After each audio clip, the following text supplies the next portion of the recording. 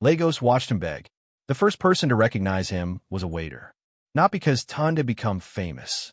Because 2 years earlier, he had been wealthy enough to leave 100,000 naira tips without checking the bill.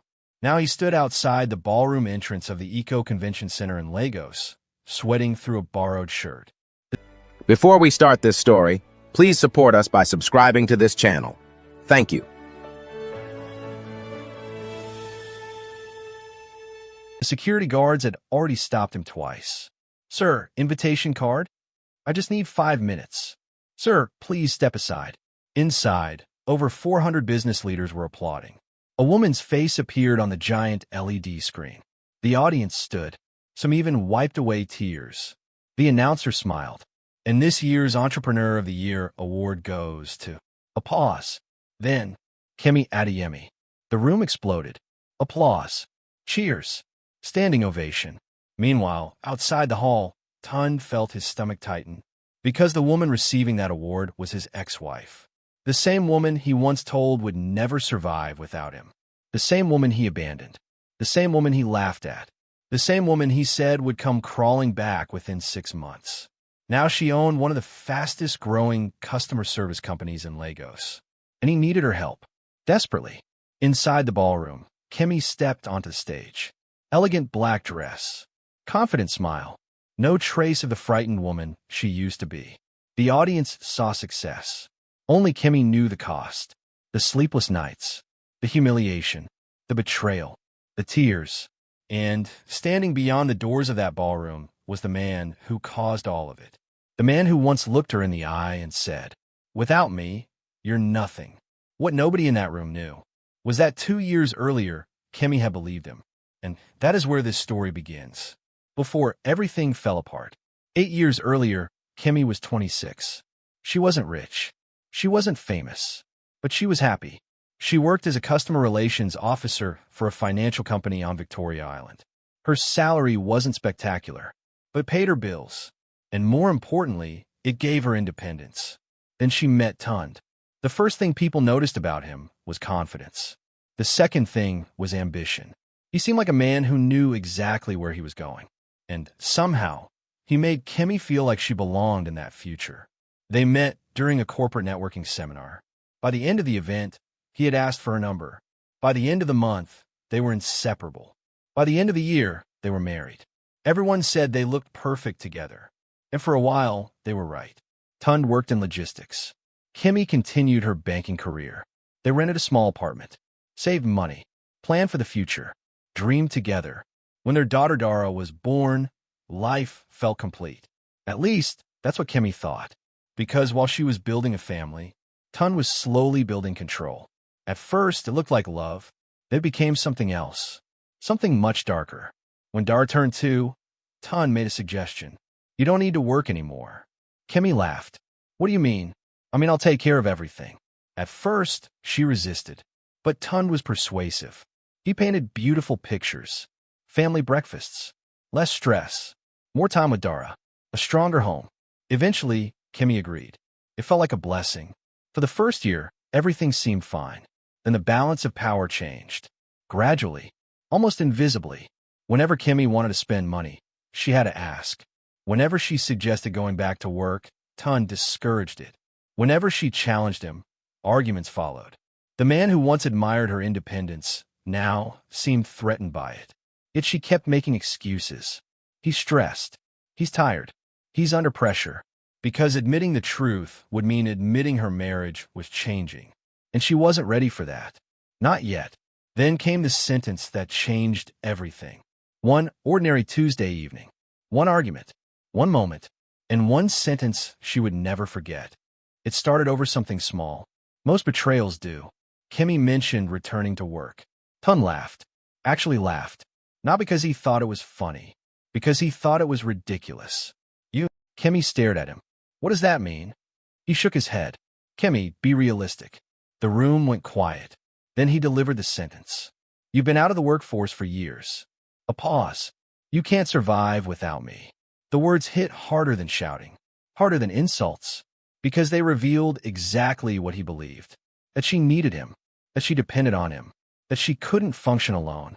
And once that belief settled inside his mind, everything changed. But what Kemi didn't know was that another woman had already entered the picture. And soon, the truth would become impossible to hide. 3 months later, Kemi found the second phone. It wasn't hidden well. That hurt even more. Almost as if Tunde had stopped caring whether she discovered the truth. The messages started innocently enough. Then they didn't. Hotel reservations, private jokes, pet names, plans, promises, and finally, conversations about life after divorce. Kemi felt physically sick. Her hands trembled. Her chest tightened. She kept scrolling, kept reading, kept hoping she would find something that explained everything. Instead, she found confirmation. The affair had been going on for over a year. Over a year, while he kissed her goodbye, while he prayed with the family, while he promised loyalty.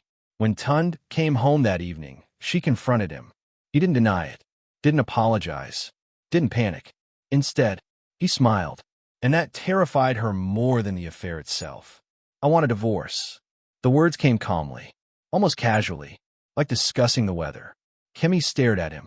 Years of marriage, gone, just like that. Then came the final blow. "You'll be back at your mother's house in 6 months. Silence. He wasn't finished. "You don't have skills. You don't have savings. You don't have options." And then the sentence that would haunt him forever. "You can't survive without me." Kemi cried that night, not because she loved him, because she suddenly feared he might be right. And for weeks afterward, that fear followed her everywhere. But fear has a strange habit. If it stays long enough, eventually it becomes anger. And anger changes people. The divorce finalized quickly. Too quickly. The apartment was gone. The marriage was gone. The future was gone. Kemi found herself living in a tiny rented space with Dara. There were nights when she counted coins. Nights when she cried silently. Nights when she wondered whether her life had ended at 34. Then one morning, she looked at her sleeping daughter, and something inside her shifted. Nobody was coming to save her. Not Tunde, not family, not luck. If she wanted a future, she would have to build it herself. And that was the day the old Kemi died. The transformation wasn't glamorous. There was no montage, no miracle, just work, relentless work, online courses, freelance contracts, customer support projects, consulting, learning, failing, trying again. For 18 months, she barely rested. But slowly things changed. Clients returned. Referrals increased. Income grew. Confidence returned. Then came the breakthrough. One contract became 3. 3 became 10. 10 became a company. And suddenly, the woman who couldn't survive without Tunde was hiring people. By the second year, Kemi's company had become one of the fastest-growing customer support firms in Lagos. She employed dozens of people, managed major contracts, appeared in business publications, spoke at conferences. Meanwhile, Tunde's world was collapsing. The affair ended badly. His finances weakened. Bad investments piled up. Debt followed. For the first time in his life, nobody was rescuing him. And eventually he heard something unbelievable. Kemi was receiving Entrepreneur of the Year. The woman he dismissed. The woman he mocked. The woman he abandoned. That night, desperation drove him to the event. Back at the convention center, Kemi stepped off stage. Then she saw him, Tunde, standing near the exit, waiting, nervous, broken. For a second, neither moved. Then he spoke. "Kemi." His voice cracked. She said nothing. "I need help." The irony was almost unbearable. 2 years earlier, she needed help. He laughed. Now the positions had reversed, and Lagos was watching. "I was wrong." Tunde lowered his eyes. "I know that now." Kemi listened. No anger, no hatred, just clarity. Because the opposite of love isn't hate. It's indifference. And she had finally reached that place. For the first time, Tunde realized he no longer mattered to her future. That realization hurt more than rejection, more than humiliation, more than failure, because he understood exactly what he had lost. In the end, Tunde lost the one thing he valued too late to protect. The respect of the woman who once believed in him. Kemi never begged, never sought revenge, never tried to destroy him. She simply rebuilt herself, and that was more powerful than any revenge could ever be. Years earlier, Tun said she would never survive without him. Now she was thriving, and he was the one asking for help. It all started the moment he underestimated her. And somewhere in Lagos, every person who witnessed that moment learned the same lesson. Never confuse someone's dependence with their potential, because the people you underestimate today may become the people you need tomorrow.